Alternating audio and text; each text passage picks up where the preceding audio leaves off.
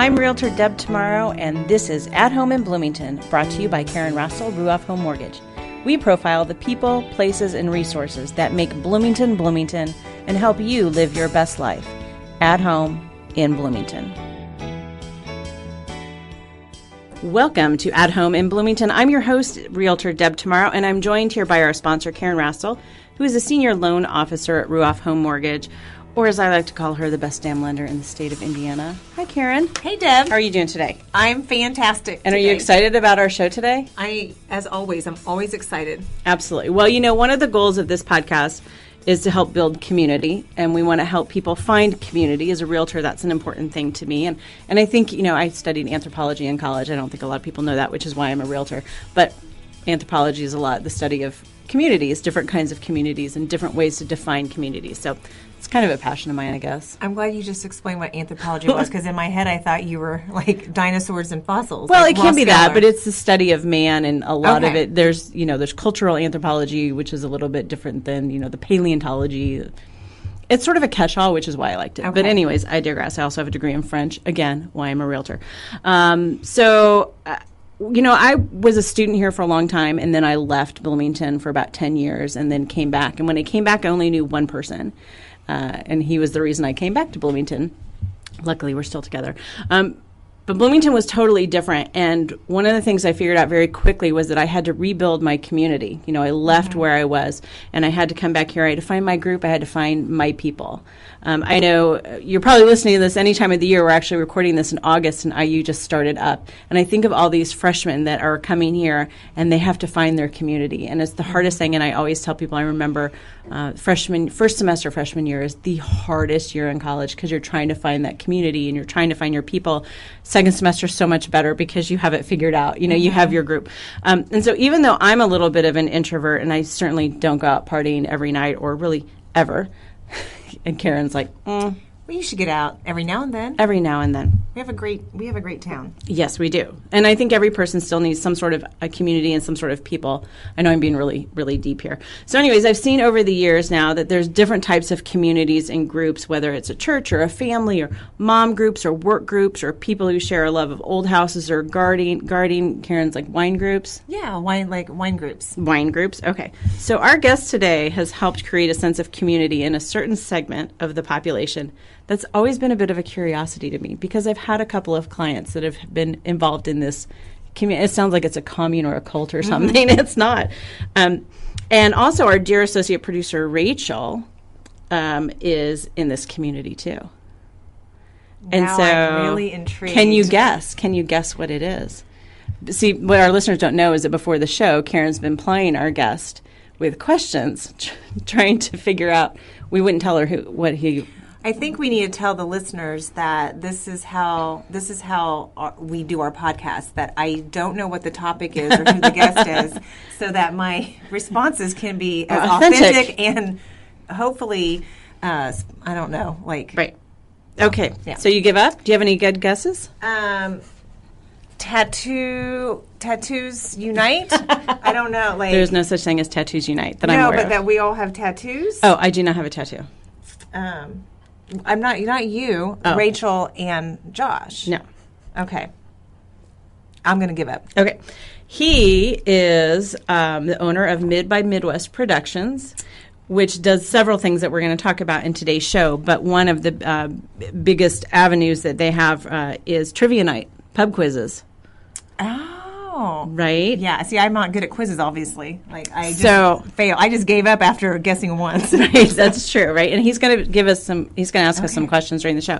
One of my favorite stories, and I asked Rachel's permission to tell this story, because it sort of shows how strong the pub quiz, sense of belonging and what it brings to a lot of people in that little community, was that if any of our listeners from our last show know, Rachel has some recurring brain tumors that she fights very successfully day in and day out. And when she had one, in the last one I think that she had, and she came home and she told her significant other, Aaron, that, it was back and that they were going to have to deal with it. And he said, this is the worst thing that's happened since trivia night was canceled. In all sincerity, So anyways, that's how seriously people take it. I didn't even know that there's trivia nights happening, so Okay. So maybe Well, I don't get out as much. We're all going to learn. So welcome, Josh. We've talked plenty, so let's welcome our guest. Thank you. And tell me a little bit about how you got started with trivia nights. Sure. Or would you call it pub quizzes or trivia nights? They're kind of interchangeable. Yeah, you can call it whatever you want. Okay. I think Bloomington Pub Quiz is sort of how we have branded ourselves. Okay. As there are 4 different events that I do weekly that I write all of the trivia for, came up with the formatting, and host. And there are a few others locally that help host as well if I'm out of town and that sort of thing. So I think Pub Quiz is a good place to start. And I know I did a little bit of research because, you can Google anything and find the answers. So I said, how did pub quizzes start? Like, how did that kind of phenomenon or that movement start? And the things that I read suggested that it was because of the popularity of Trivial Pursuit back in the 80s. When I was a kid, everybody was playing Trivial Pursuit. And that's where the whole trivia thing kind of took off. And then they started, doing it in the pubs. And over in England, it's very, very popular. And they find that the trivia players tend to drink more beer than the people who came to watch the soccer matches. So interesting. That's what the British Telegraph says. Anyways, so what is the general flow of a pub night or a trivia night? Because one of the things, I mentioned this to you before the show, that a lot of people want to kind of know what exactly is going to happen so that they don't go in and sit at a regular's table and they don't feel out of place, because sometimes it can be a little daunting to try something completely new. For sure. So with the trivia nights that we run, I think it's a very accepting community. Mm-hmm. And a few quick examples of that. If people do show up even without teams, just 2 people or even solo, there are many regulars there that will invite them to play, and I think that's great. I think that it's is nice that you can just show up and not only be invited and all of that by someone, but also have someone who has done it before and kind of helps you through it. Oh, yeah, right? for sure. But it's a pretty basic setup. So to go through kind of how it works. So to start out, you're just going to get answer sheets, and it goes through the different categories and how that works. So all you do then is come up with a great team name. And which sometimes is the hardest part, I hear. For sure. Yeah. There's a lot of great puns Yeah. and a lot of things that have to do with current events. Okay. Especially now, there's a lot of political stuff that people tend to reference a lot. So that's good. So a lot of times people come up with fun names like that. Some people change them every week. Some keep the same one and kind of go under that forever. So you can do whatever you want with that. Then I explain how the game works, and there's slightly different formats depending on which venue we are at. And then we get started. And so it's really pretty simple. There's no real worry of taking someone's table or of I know I'm being silly, but no, of course, but there is sort of that feeling of you walk into a room where a lot of people have been together every Tuesday night, right? And it's a little daunting sometimes for some people, and that is coming from me as an introvert. That's coming from me, and I think I'm an in between. I'm kind of social, but I don't know. But I have left a place because I didn't realize it was trivia night. And I'm like, holy crap. I don't know. I'm on someone else's turf, and they've got these teams. And right. Sure. I'm just trying to, walk out backwards, sorry to have, intrude. That's how you feel. And then it's oh, no. For sure. But nobody's making you feel that way. You're feeling that way internally. Yes. And that's what I want to really get across on this show. And so I love what you said about, I think if you just walk in the door and look a little bit confused, someone's probably going to be like, hey, do you need a team kind of thing? For sure. Yeah. And I try to recognize that. The staff of the places try to recognize that as well. Yeah. Right? And most of the trivia nights that I do are free. And so there will be regulars there that are just at the bar drinking or that are doing something else, and that's totally okay. Mm-hmm. And sometimes they'll want to jump in and do it, and sometimes they won't. And that's also all right. But you both do bring up a really good point, which is that we need to work on our end as a community and on my end as someone who is writing and putting these events on to be inclusive and to get people who aren't necessarily or don't identify as people in the trivia community to understand that it can be for lots of different types of people. Yeah. Right? And so a lot of that too also does come down to what type of topics I pick to write from, right? And so trying to be diverse with that, trying to really read the room and have a good understanding of what the demographic of that particular venue wants. And I think those things can help people feel a little more comfortable and a little more included. Sure. And, one of the things when I was doing a little bit of reading about trivia nights and pub quizzes was having a diverse team can make you a much stronger team. So you bring on someone like Karan and I, and we've got all your, like, Kardashian questions and Justin Timberlake questions. And what else do you know a lot about? I know a lot about the British royal family. I would, maybe math. Give me a math question, like astronomy, maybe. I mean, just something which I don't practice, but it'll all come back. Yeah, for sure. It'll all come back. Right. So having a diverse team was one of the suggestions for making a successful team. And so, that's a good thing, right? Promote diversity. Sure. Do you have a couple trivia questions you can ask us? I do. Yeah, and a decent segue to that, too, is that so 2 of the trivia nights that we do have a particular format where there is a title to the category. And like Jeopardy. And it gives you a hint. Okay. Right? I like hints. And so our hints are usually pretty literal. Okay. So oftentimes they can be things like all of the answers will start with a certain letter. Okay. They'll end in a certain suffix. They will all be trees, right? Okay. Things like that, right? Okay. So that can help when maybe you're not an expert on astronomy or the Kardashians or whatever, right? They all start with K. Right, there you go. But then you can kind of make a guess, and also it hopefully leads to teammates talking to each other and working it out. Yeah. Right? And so that's part of what we want to do, and part of what helps hopefully with making trivia more inclusive is to have it be an event where people are hanging out, where they're drinking beer or they're eating food or, just socializing and also sort of doing this, right? Yeah. So it doesn't feel like this commitment of I have to be highly intellectual or I have to be an expert in a certain topic for someone to want me to be on their trivia team. There are some trivias that do that. Yeah. That's not what we try to do. We try to have it be more of a community. There's a client of mine another client of mine who's really into trivia. He doesn't live in Bloomington anymore, but he's been on both Jeopardy and Who Wants to Be a Millionaire. And it's like, well, that's a little daunting. Right, yeah, but he's for sure. probably not the norm. Right, yes. And we've got people who show up and don't do very well very often, but come all the time because they like it. You have fun. Yeah, exactly. And we have some people who have won over $20,000 in Jeopardy, right? Oh, my gosh, yeah. But those people don't always win all the time. Yeah. And a lot of that comes down to being able to write a good game. Yeah. Right?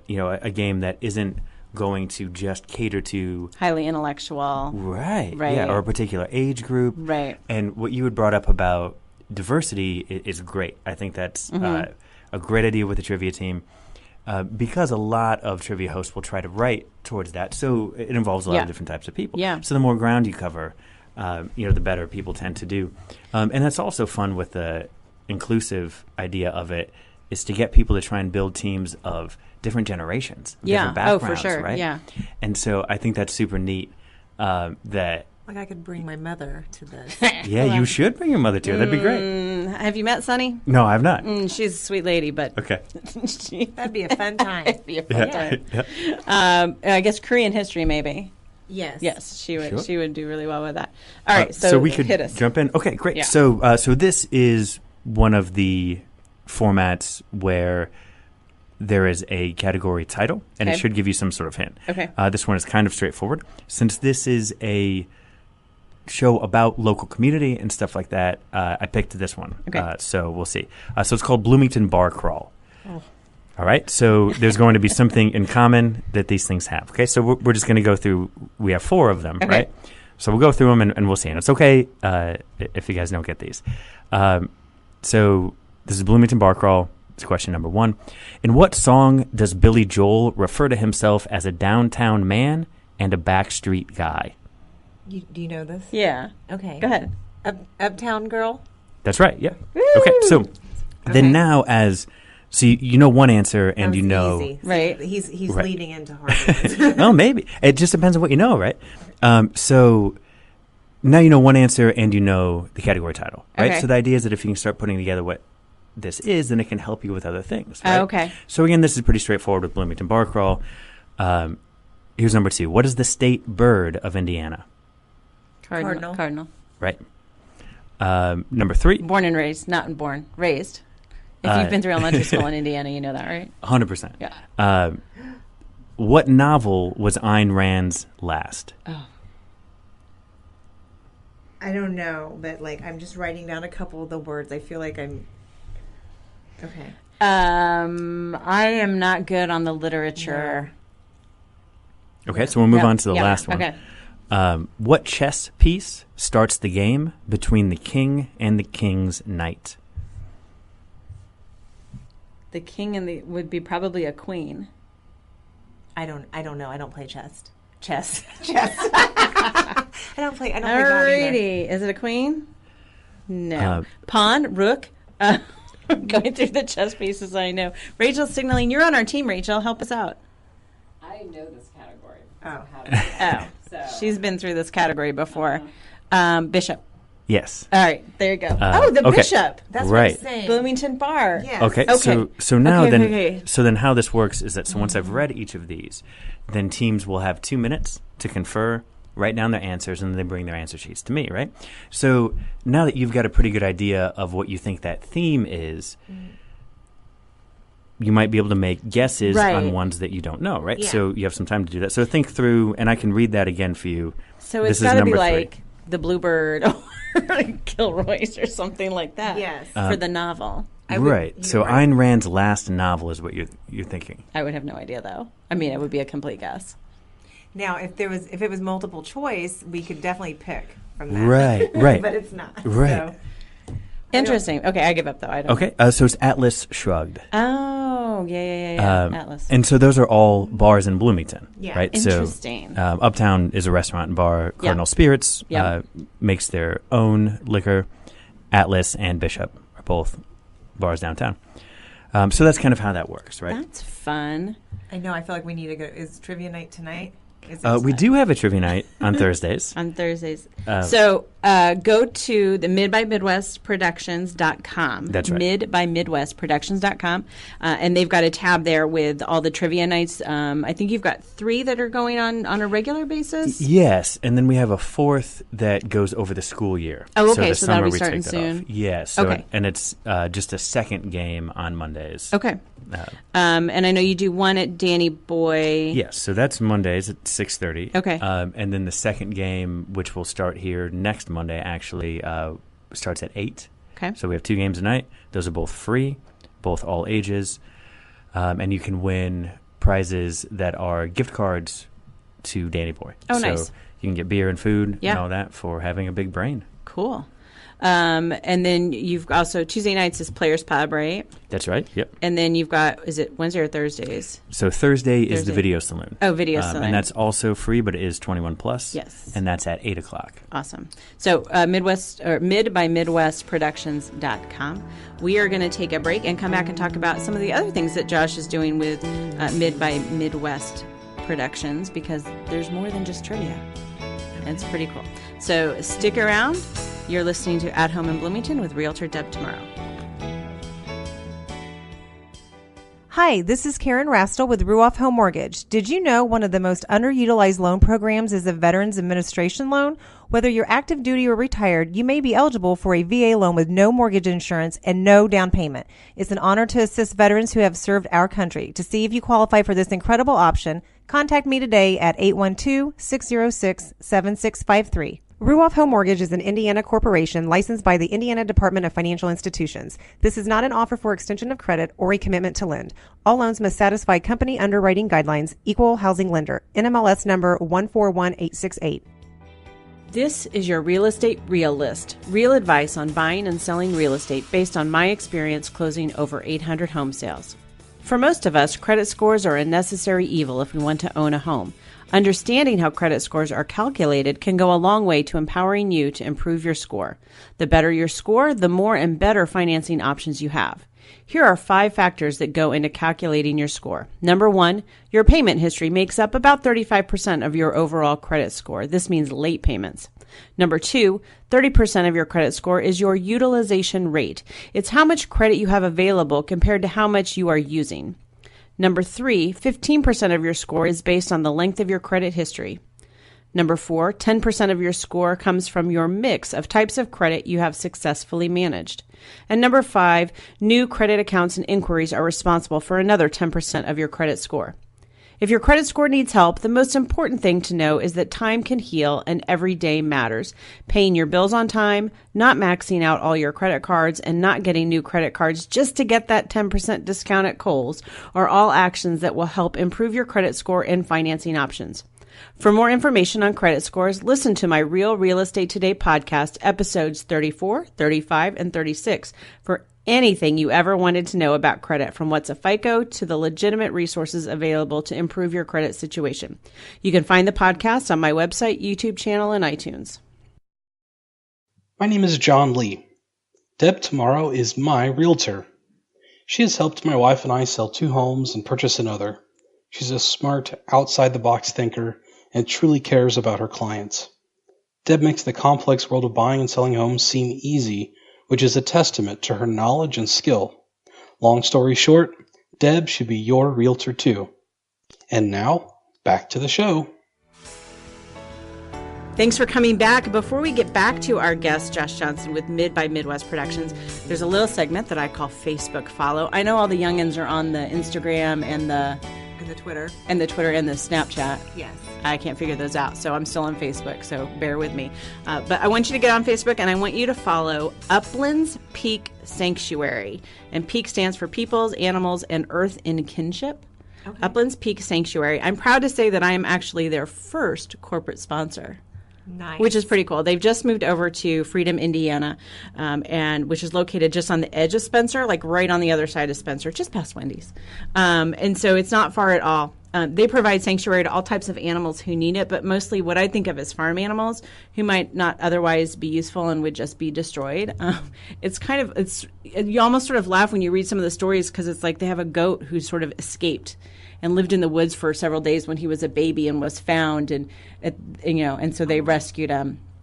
Yeah, kind of crazy. And they live in peace. And they have visiting days. You can sponsor animals. Stop. You can sponsor. You guys don't love a goat, right? I mean, you can sponsor a pig or a goat or a cow or a chicken for very, very little a month. And if you have kids, this is a great way to help them get up close and personal with some animals. So please follow them on Facebook and watch what they do and support them, because it's a great organization. Uplands Peak Sanctuary. All right, back to our guest, Josh Johnson with Mid by Midwest Productions. We've been talking in the first segment about trivia, and I do I'm probably going to end this segment with one more question, since we came out looking so-so in that last. Maybe you got a softball you can throw at us.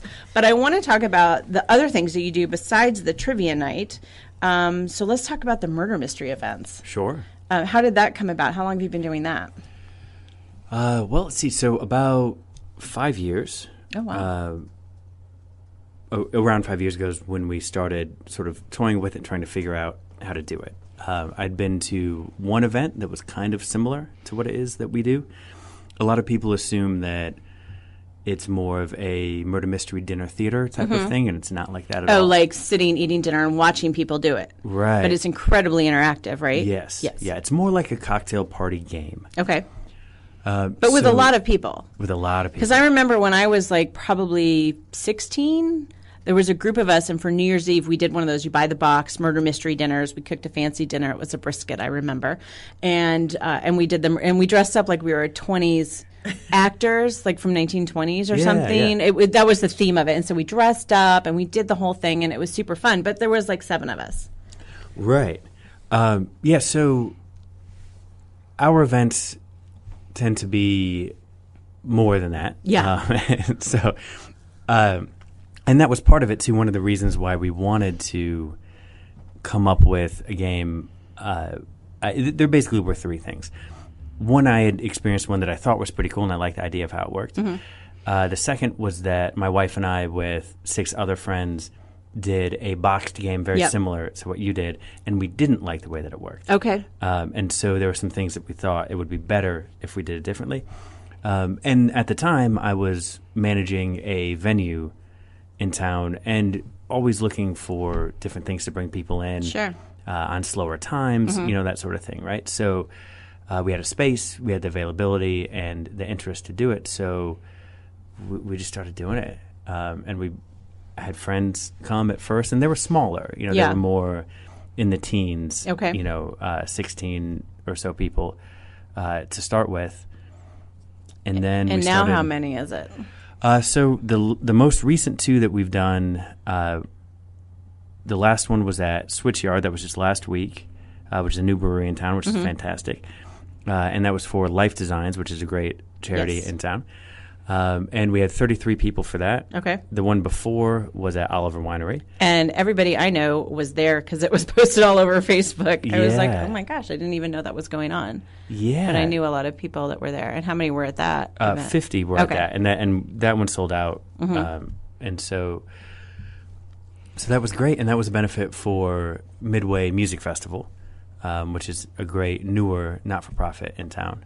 And maybe we'll get into that a little bit later. Yeah, absolutely. That's on my list. So the majority of these events, you're partnering with a nonprofit? Yes. So that we do a lot of those. We have done some regular runs with local businesses where we would do one a month for 6 months or so. With Scholars Inn, who's now Scholars Keep. Yep. And also with Cardinal Spirits. Okay.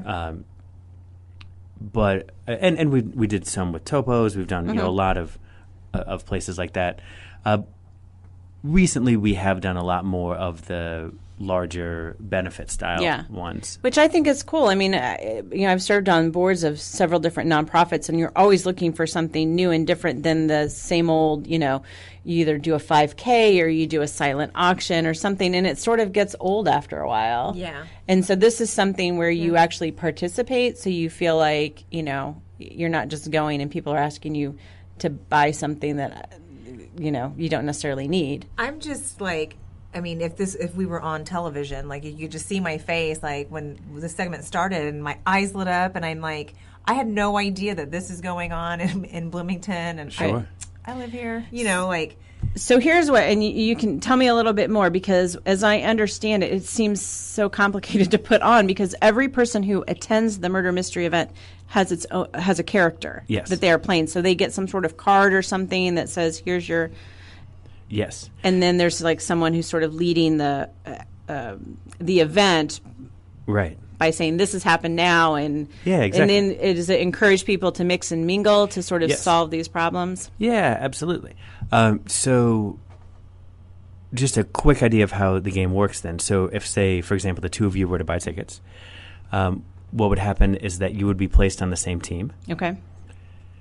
And then you would get your short character descriptions later, right? So you get those ahead of time before the event, so you can dress up. Plan our outfits. And they are usually a time period with a specific focus of that time period. I know the one at Oliver was an 80s thing, right? Yeah, it was a totally 80s murder mystery. Which would have been perfect for us. And and since that was a benefit for Midway Music Festival, we focused on archetypes and tropes of female performers in the 80s. So the setting was the Midwest Music Awards. Okay.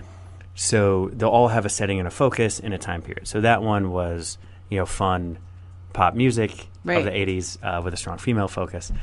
And the one that we did for Life Designs at Switchyard was a Wild West theme. Fun.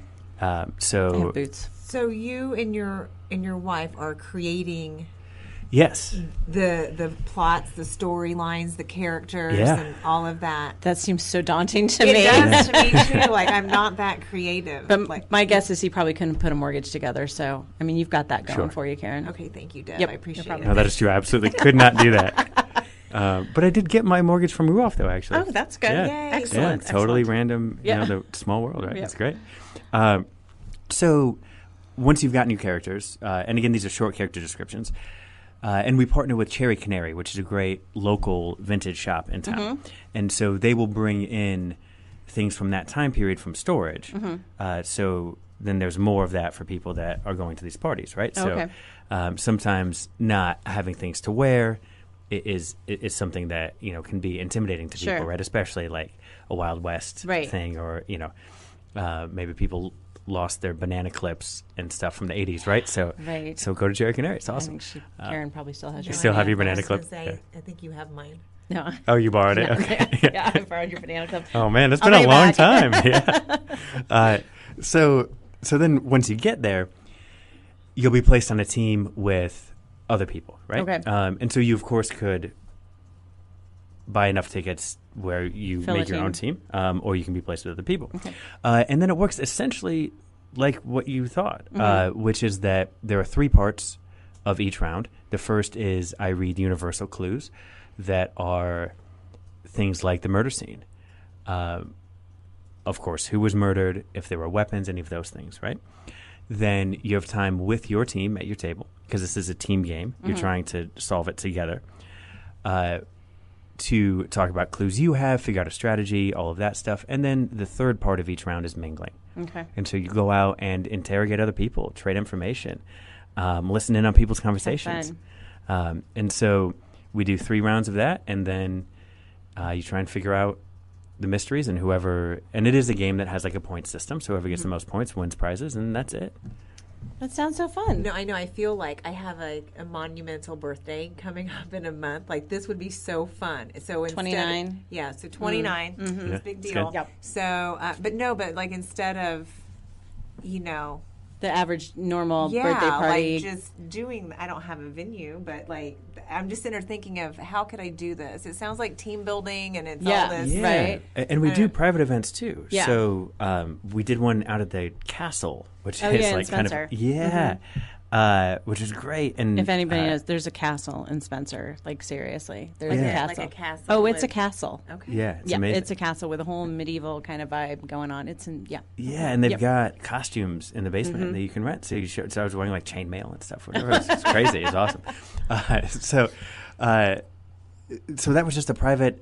It was local guy's 40th birthday party, and he wanted to do that theme in the castle. So I wrote a mid 1500s murder mystery. That's so cool. So we do private events. Oh, awesome. And also, I think it would be great for businesses. Like you said, Yes. team building. That would be a really, really cool event, too. So if people want to find out about upcoming murder mystery events, again, going to the website, right? Yes. midbymidwestproductions.com. And you've got places they can buy tickets online Yep. and that sort of thing. But I want to just strongly encourage, any organizations or nonprofits that are looking for a fundraiser. I think this could be a really great, easy way. And, the nonprofits, I'm sure they work with you to set the ticket prices so that, it makes sense for them so that they make some money off it and raise awareness. So I love that idea, and I want to call up some nonprofits and tell them they should do it because I think it would be really, really awesome. It'd be wonderful. And we've had some pretty successful, really big ones, and also some fun and successful smaller ones. We did one for St. Jude's at French Lick last year that raised $60,000. Oh my gosh! And the Democratic Women's Caucus, we did that one last year as well. They raised around $10,000. So, and then we can do some smaller ones. Like we've done in these past few weeks and last month. So so we kind of That's cool. can do whatever anybody I love needs. it. Well, I'm totally in awe of this because the fact that like you're that creative, you're creating this, which is the ripple effect of what that takes to do, and then like you said, St. Jude's, like just how many people are benefiting. Like if you do partner up with, I don't know, I've got like goosebumps. I think it's amazing. Like I would want to be a part of that ripple effect. That's what I'm able to bring to the table is going to help like thousands of people or get care for children. I don't know. I try not to get like emotional, but I'm really like into all this. I want to sign up. I want to have a birthday party. It's great. See, we wouldn't even tell you before I the show, know. right? That's awesome. Well, we have just a few minutes left. I want to touch on other things you have going on because Sure. you have a lot other things going on. So do you want to talk about the music festival? Yeah, sure. So just Okay. really quickly, Yeah. one of the not-for-profit 501c3 boards that I'm on in town is Midway Music Festival. And it's an amazing opportunity that is happening this year, September 8th, that helps connect and empower women performers. So there's lots of other things that it does, too, with the Rising Star program, which is women or women identifying musicians from 12 to 20. that we pair with mentors in town. So great people like Jen Christie, Pam Thrash. Pam Thrash. Who did it? Oh, my friend Amelia's daughter Monet was in it this year. Yeah. So it's a lot of great local musicians participating, and local people, professionals that are helping out and mentoring and stuff. It's like a riff on, one of those shows on TV with the, but with the mentors and Right. And they performed at Rhinos and I listened to some of them. I saw them on Facebook and was impressed. I mean, these kids are blowing me away. Yeah. So Midway aims to really help with education, with promotion, and of course with placement for stage time too, for bands and acts that feature women performers. So that's happening on September 8th, and it's just a great cause and something that I think is really helpful to our entertainment and music community. And the festival is usually about in September every year? Yes. Just in case people are listening to this next year. Then, for sure. Because to just be looking for it. And they've got a website, Midwest. I looked at it this morning. I don't remember what the website is. Yep, so it's just Midway Music Festival. There you go, Midway Music Festival. So if you want to see what the upcoming groups are, and the nice thing about the website, too, if you go to that site, it's got samples of music from the upcoming performers, so you can kind of listen in if they're names that you're not familiar with and see which ones, really excite you, so you can make sure you can go hear them. So I like that. Absolutely. Any other big things coming up or dreams or anything for the future that you want to share? Man, that's a lot. That's I know, right? Yeah. Mostly work related, but personal, whatever. For sure. I mean, I think the festival is great. I think that's a really important thing that I'm working on that is probably the most exciting to me right now. And mainly just because it's grown so much so quickly. And a lot of that has been through connections and help from other organizations in town. Yeah. And so it sort of ties back into what you were talking about in the very beginning, which is community. Yeah.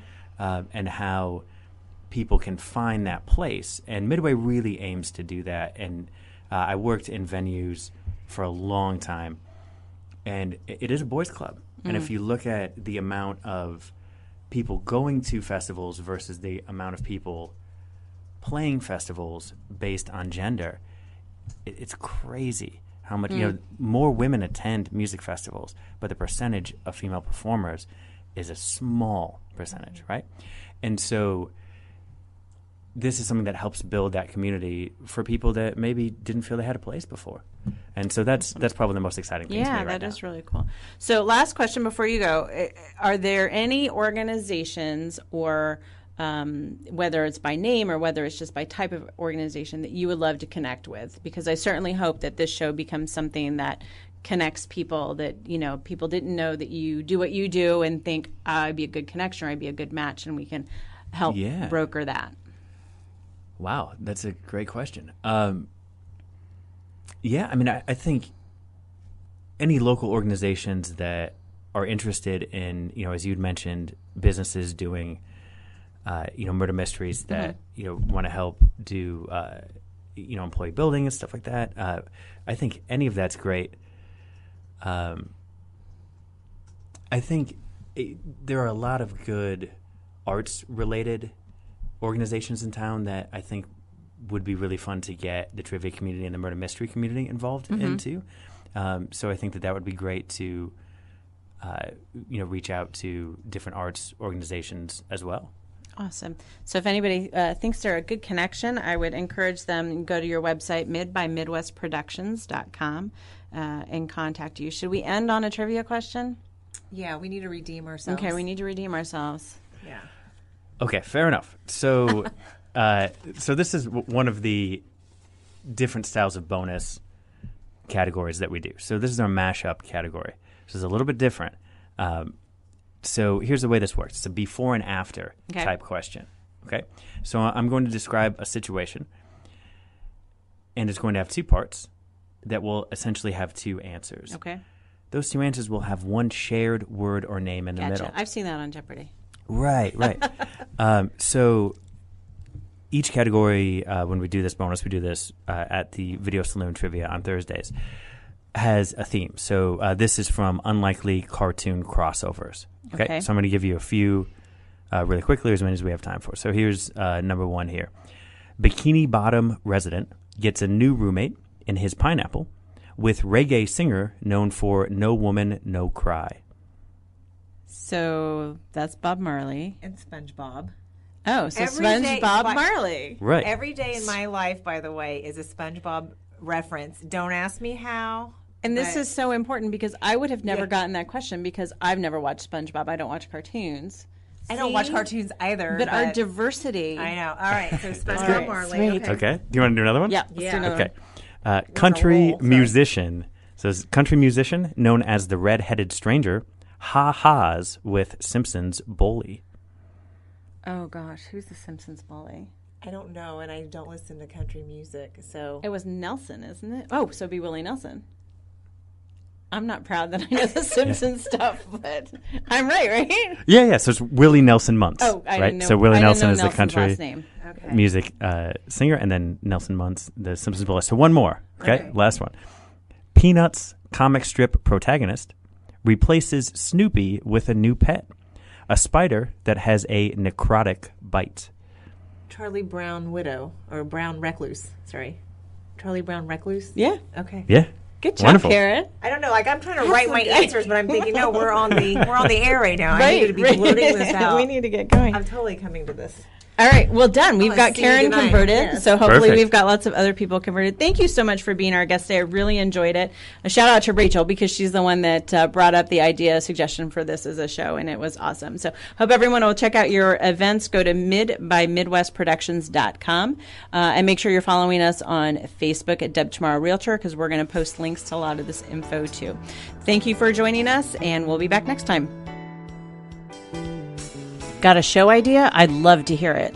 And be sure to contact me for all your real estate needs and questions too. You can email me at deb@realrealestatetoday.com and follow me on Facebook at Deb Tomaro Realtor. To contact Karan Rastall for all your mortgage needs, call 812-606-7653 or log on to ruoff.com and go to the Bloomington Center. Thanks to all the Bloomington people who make production of At Home in Bloomington possible. Special thanks to superstar producer Rachel D. Gregorio, digital guru Cynthia Hogan at Monster Digital Marketing for website design and hosting, and video genius Wes Lasher in the production house for engineering the show.